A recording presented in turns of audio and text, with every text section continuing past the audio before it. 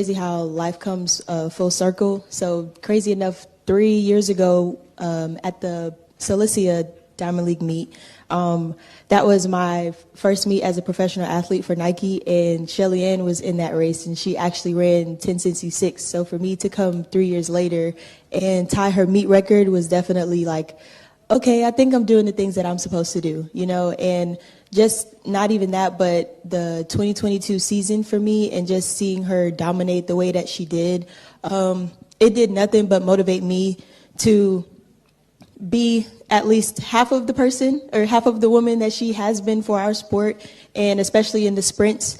And so, you know, there's been numerous and plenty of times where I'll just be at home sitting and watching old videos of, you know, women in my field competing years after years, and to see Shelly on top for so long, you know, like she said, is very, very inspiring for me, but also very it's just like, wow, in a sense. I used to think that I wanted to run for that long, but the older I get, I'm like, I don't know if I want to do that. So I'm just gonna, you know, keep riding this train to see how long it goes.